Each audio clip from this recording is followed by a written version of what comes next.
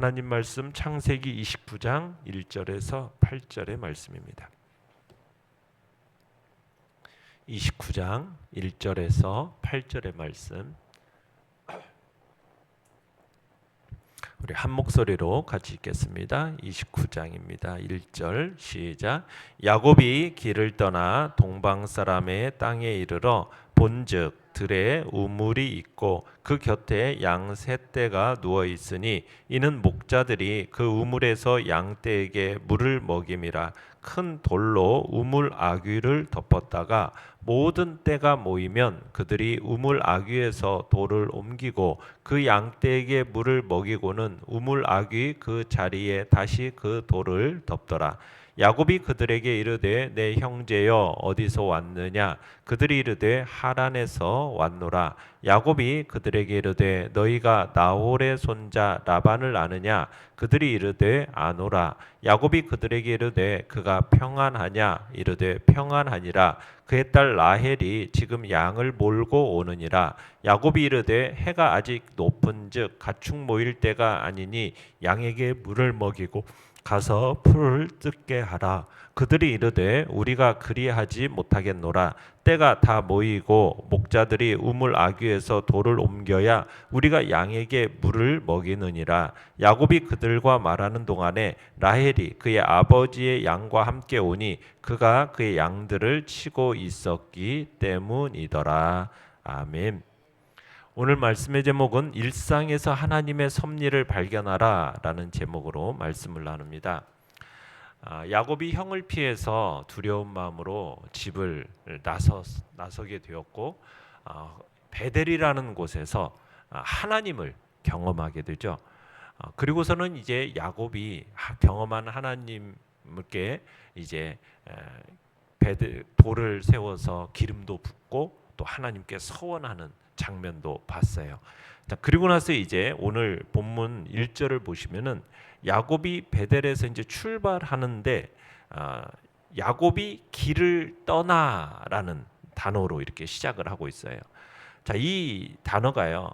그냥 문자 그대로 번역하면 야곱이 그의 발을 들었다라는 표현인데 이 표현이 이곳에서만 사용되는데 목적지를 향해서 힘차고 유쾌하게 발을 내딛다라는 의미입니다. 그러니까 지금 베델에서 야곱이 하나님을 만난 이후에 목적지를 향해서 길을 떠나는데 이 야곱의 발걸음이 어땠다는 거냐면 가벼웠다라는 것을 느끼는 거죠. 가벼웠어요. 조금 전까지만은 어땠습니까? 야곱이 에서의 보복을 피해서 브엘세바 부모의 집을 도망해 나올 때만 해도 굉장히 암담했습니다. 침울한 마음의 상태였어요. 자, 그런데 거기에서 벗어나서 새로운 소망과 꿈을 가지고 지금 매우 가벼운 발걸음으로 지금 하란을 향해 출발했음을 보여주고 있는 겁니다. 자, 그렇다면 무엇이 야곱의 기분을 이처럼 변화시켰겠어요? 그건 다름 아닌 야곱이 베델에서 하나님을 만났기 때문이죠. 야곱이 하나님을 만나서 하나님께로부터 위로를 받고 약속을 받으면서 지금까지 그를 짓누르고 있던 모든 두려움, 절망감 이것들을 벗어버리니까 새로운 소망, 새로운 기쁨을 가지고 지금 어떻게 보면 미지의 땅이라고 할 수 있는 하란을 향해 갈 수 있었던 것입니다. 그러니까 하나님과의 만남이 없었다면 낯선 땅으로 가는 것이 어떻게 보면 두려움이고 사람들을 맞닥뜨린다는 것이 두려움으로 다가왔겠죠. 그런데 하나님이 동행하신다는 확신이 그 야곱의 마음속에 딱 드니까 이제는 어떤 상황 속에서도 담대할 수가 있었던 겁니다. 기대치 않았던 베델에서의 하나님과의 만남, 그리고 그 하나님께로부터의 축복과 그분의 인도하심을 약속받게 됐기 때문에 야곱은 드디어 이제 장장 1000km 가량의 그 길을 걸어서 외삼촌 라반이 거하는 땅에 이르게 되는 겁니다. 아마도 베델에서 하나님을 만난 그 일로 인해서 큰 기대와 소망을 가지고 달려간 여정이었을 것으로 보는 거죠. 자, 그렇게 해서 야곱이 한 달 이상의 여정을 마치고 드디어 이제 목적지인 하란에 도착하게 됩니다. 자, 하란에 도착했는데 도착한 곳이 어디냐? 바로 우물가입니다. 자, 한번 1절에서 3절을 한번 읽어보겠습니다. 1절에서 3절 시작. 야곱이 길을 떠나 동방 사람의 땅에 이르러 본즉 들에 우물이 있고 그 곁에 양 셋 떼가 누워 있으니 이는 목자들이 그 우물에서 양 떼에게 물을 먹임이라. 큰 돌로 우물 아귀를 덮었다가 모든 떼가 모이면 그들이 우물 아귀에서 돌을 옮기고 그 양 떼에게 물을 먹이고는 우물 아귀 그 자리에 다시 그 돌을 덮더라. 자, 야곱이 처음 마주한 곳이 어디예요? 우물입니다. 우물. 그러니까 야곱이 동방 자손들의 땅에 이르러 보니까 들에 한 우물이 있고 그리고 그 우물 주위에 세 무리의 양떼가 누워 물을 마시기를 기다리고 있는 장면을 보게 된 겁니다. 그러니까 야곱이 제일 처음에 안착지가 마을의 우물가인데 이 장면은 오래전 100여 년 전이죠. 그의 할아버지 아브라함이 아버지 이삭의 아내를 구해주기 위해서 그가 신임하던 늙은 종을 이 지역으로 보낸 적이 있지 않았습니까? 그 종이 제일 먼저 도착한 곳도 어디였어요? 바로 이 우물가였거든요. 이 우물가에서 누구를 만났습니까? 야곱의 어머니 리브가를 만났어요. 이 우물가에서 리브가를 만났거든요. 그러면서 그랬는데 이제는 야곱이 어떻게 보면 아내를 찾기 위해서 이 우물가에 서게 된 겁니다. 근데 이 두 행렬이 어때요? 성격상 어떻게 보면은 아내를 찾기 위해 온 것 같지만 매우 다르죠. 아브라함의 종이 왔을 때만 해도요, 그 당시는 낙타 10마리에다가 선물을 싣고 거기다가 굉장히 어떻게 보면은 참 화려한 그런 행렬이었단 말이에요. 그런데 지금 야곱의 모습은 어떻습니까? 지금 형 에서를 피해서 거짓골로 혼자 지금 한 달 동안 그러고 왔으니 얼마나 참 거짓골이었겠어요. 그러니까 굉장히 이 모습이 다른 거죠. 이 모습을 보고 이제 우리가 라반의 반응을 보겠지만 아브라함의 종이 왔을 때 라반의 반응과 야곱을 딱 봤을 때 라반의 반응이 굉장히 다르다라는 것을 우리가 보게 돼요. 자, 그런데 이 당시 이 우물이라는 것은 뭐냐면 보호벽 또는 울타리 이런 게 둘러싸여 있지 않았던 공공의 우물입니다. 보통 넓적한 바위가 우물을 딱 덮고 있어요. 그래서 한 두세 사람이 힘을 합해야만이 그 돌을 굴릴 수 있는 그런 넓적한 다리 이 바위로 그 우물을 덮어놨었던 거예요. 왜냐하면 물이 귀하다 보니까 그냥 원하는 사람들이 마음껏 마실 수 있는 그 양이 물의 양이 충분하지가 않았던 겁니다. 그런 상황 속에서 지금 사회적인 장치로서 지금 이제 돌로 큰 넓적한 바위로 물 아귀를 덮어놓고 있었던 거예요. 당시 동방에서는 인근 목자들이 이제 양떼를 모두 데려올 때까지 기다렸다고 해요. 그리고서는 함께 모여서 이 양떼에게 물을 먹이는 것이 관례였던 거죠. 그러다 보니까 이 우물이라는 곳이 어떤 곳이 됩니까? 많은 사람들이 만나서 교제할 수 있는 그런 좋은 장소가 이 우물가였던 겁니다. 자, 내용과찰 문제 2번을 보시면 야곱이 우물가에서 만난 목자들에게 질문한 세 가지는 무엇입니까? 자, 4절에서 6절을 읽어보겠습니다. 시작. 야곱이 그들에게 이르되 내 형제여 어디서 왔느냐? 그들이 이르되 하란에서 왔노라. 야곱이 그들에게 이르되 너희가 나홀의 손자 라반을 아느냐? 그들이 이르되 아노라. 야곱이 그들에게 이르되 그가 평안하냐? 이르되 평안하니라. 그의 딸 라헬이 지금 양을 몰고 오느니라. 자, 여기서 보면은 야곱이 그들에게 인사를 건넨 후에 질문을 던지는데, 자, 첫 번째 질문이 뭡니까? 형제여 어디서 왔느냐? 이제 그렇죠. 내 형제여 어디서 왔느냐? 첫 번째 질문이에요. 어디서 왔느냐는 거예요. 자, 그러니까 그들에게 그런 질문하니까 목자들이 뭐라고 답변을 하고 있습니까? 하란에서 왔노라. 하란에서 왔다고 대답하고 있죠. 자, 그러자 야곱이 그들이 하란에서 온 것을 아니까 이제 우물에 머무는 동안 이제 외삼촌 라반의 형편에 대해서 정보 수집을 합니다. 그래서 두 번째로 나홀의 손자 라반을 아느냐라고 질문을 던져요. 그랬더니 목자들이 뭐라고 그래요? 안다. 그를 아노라. 안다라고 답변을 합니다. 그러자 야곱이 그들에게 또 묻죠. 그가 평안하냐라고 묻습니다. 자, 우물을 찾은 목동들에게 지금 이제 라반의 안부를 물은 겁니다. 그러자 목동들이 뭐라고 얘기하고 있습니까? 평안하다, 잘 지내고 있다라는 말로 화답을 하고 있어요. 그러면서 마침 이제 누가 몰고 오고 있습니까? 그의 딸 라헬이 양을 몰고 오고 있다는 그것을 목격하고서는 라반의 딸이라는 정보도 제공을 해줍니다. 자, 연구와 묵상 문제 3번 보시면은 성경은 왜 야곱의 질문과 목자들의 이 대답의 과정을 자세히 기록하고 있습니까? 참 이 과정이 그냥 스쳐 지나갈 수도 있는 우물가인데 하나님께서 야곱이 들어야 하는 대답을 이곳에서 듣게 하시는 거죠.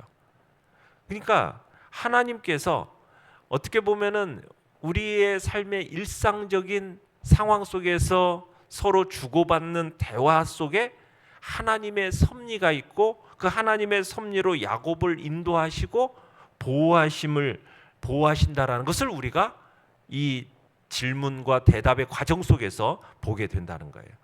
그러니까 양떼에게 물을 먹이기 위해서 양떼를 몰고 오고 있는 라헬과의 만남, 라헬과 야곱과의 만남은 마치 미리 만날 약속이 난 것처럼 매우 순탄하게 이루어지고 있는 것을 보게 돼요. 이 장면은 우리가 약 한 세기 전에 아브라함의 명을 받고 이삭의 신부감을 구하기 위해서 하란에 왔다가 우물가에서 리브가를 만난 이 아브라함의 노종의 경험을 연상케 하는 거죠. 그죠? 지역의 목동들의 이 대화가 끝나기도 전에 라헬이 우물을 찾도록 한 것도 어떻게 보면 한 세기의 시차를 두고 발생한 이 두 사건이 어떻게 보면은 결코 우연에 의한 발생한 사건이 아니다라는 것을 볼 수 있게 되는 거예요. 우연이 아니다라는 거. 자, 그래서 이제 7절에서 9절까지도 읽어보겠습니다.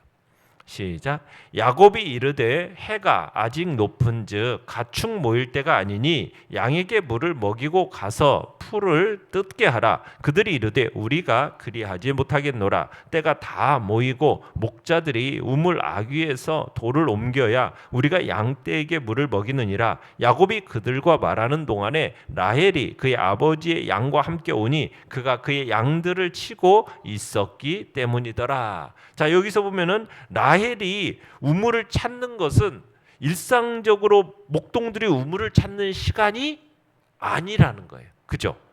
7절에서 그 얘기를 하고 있어요. 아직은 가축 모일 때가 아니라는 거예요. 자, 그런데 지금 라헬이 우물을 찾는 시간이 아님에도 불구하고 양떼를 이끌고 우물을 찾았다. 이것은 하나님의 섭리가 이 일을 주관하고 있음을 암시하고 있는 겁니다. 그러니까 하나님의 간섭하심으로 지금 중요한 만남이 이루어지고 있음을 보여주고 있는 거죠. 자, 느낀 점 4번입니다. 평범한 일상 속에서 야곱에게 필요한 답을 얻게 하신 하나님의 섭리를 보며 무엇을 느낍니까? 자, 어떻게 보면 특별해 보이지 않는 일상의 현장 그리고 일상의 시간 속에서 하나님께서 여전히 말씀하시고 그분의 섭리로 인도하신다는 것을 느끼게 돼요. 어떻게 보면 작은 질문, 작은 대답이지 않습니까? 목동과 이 야곱과의 질문과 대답을 보면은 굉장히 잘 지내냐, 이렇게 굉장히 그냥 가벼운 얘기인데 그 속에서 우리는 주님의 선하심을 경험할 수 있어요. 그러니까 하나님께서 오늘날에도 우리가 알지 못하는 그 순간 속에서도 하나님께서 우리의 삶의 배후에서 역사하시면서 그의 생각, 그의 발걸음 지도하고 인도하고 계신다라는 것을 우리가 보게 되는 거예요.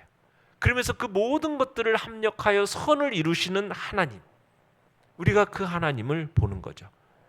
그러니까 하나님께서는 자신의 성도들이 온전한 구원에 이를 수 있도록 매 순간을 간섭하고 계십니다. 당신의 뜻에 맞추어서 그 성도의 걸음을 인도하고 계십니다. 그러니까 우리의 삶은 결코 우연이나 우발적인 것이 없습니다. 오직 하나님의 주권적인 섭리에 의해서 진행되고 있다라는 것을 믿으시길 바래요.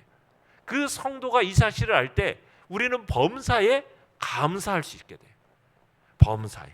그리고 나의 전 인생을 하나님께 온전히 의뢰할 수 있게 되는 겁니다. 어떻게 보면은 하나님께서는 야곱의 허물에도 불구하고 하나님께서는 일평생 야곱과 동행하시고 매 순간 세심하게 인도하여 주시는 것을 보게 돼요. 이유가 뭡니까? 단 한 가지입니다. 야곱이 언약의 계승자라는 사실입니다. 사실 때문에. 오늘날 우리도 마찬가지입니다. 우리 성도들도 하나님의 언약의 계승자들이에요. 모두 다가. 그죠? 하나님의 나라, 영원한 하나님의 나라를 유업으로 받는, 기업으로 받는, 그리고 하나님께로부터 언약으로 언약 가운데 있는 그 언약의 계승자들로 우리가 부름을 받았기 때문에 과거에 야곱과 함께 하시고 야곱을 순간순간 선한 길로 인도하시면서 정말 하나님께서 그를 섭리 가운데 보존하셨듯이 하나님께서는 우리의 허물에도 불구하고 우리의 일평생 동안 우리와 동행하시며 선한 길로 인도하고 계심을 믿으시길 바라요. 구원에 이르도록 보이지 않는 그 섭리의 손길로 우리를 인도하고 계심을 믿으시길 바라요. 그래서 우리가 그 하나님의 주권적인 섭리를 인정하게 되면은 매 순간 우리는 그 섭리의 손길을 느끼게 되는 거죠. 자그마한 대화, 오고 가는 대화, 어떻게 보면은 별 것 없는 것 같은 그 대화 속에서도 하나님의 보이지 않는 섭리의 손길을 우리가 매 순간 경험하면서 우리는 하나님이 우리를 선하게 이끌고 계신다라는 것을 보게 될 것입니다. 그럴 때 우리는 범사에 감사하는 삶을 살 수 있게 되는 것이죠. 결단과 적용 5번입니다. 평범한 삶의 현장 속에서 하나님의 인도하심을 경험한 적은 언제입니까? 오늘 내 삶의 현장에서 만나는 사람과 일을 통해서도 하나님의 선하신 섭리를 발견하기 위해 무엇을 실천하겠습니까? 우리는 매 순간 하나님의 섭리의 손길로 우리를 이끌고 계심을 믿으시길 바랍니다. 우연함은 없고 우발적인 것도 없고 하나님의 주권적인 섭리에 의해서 진행된다. 이 사실을 믿고 그 사실을 마음속에 새기면서 오늘도 범사에 하나님께 감사하는 복된 자리에 있기를 바랍니다. 그리고 전 인생을 하나님 앞에 온전히 의탁하는 자리에 나아가시기를 바랍니다. 그래서 보이지 않는 섭리의 손길, 그 섭리를 매 순간 경험하면서 하나님을 찬양하고 하나님을 높이고 하나님의 그 손길 아래서 마음의 평안함과 감사가 넘치는 복된 하루가 되시기를 간절히 축원합니다. 오늘의 기도 같이 읽겠습니다. 시작. 평범하고 일상적인 삶의 현장 속에서도 하나님의 섭리를 발견하는 눈을 열어 주소서. 아멘.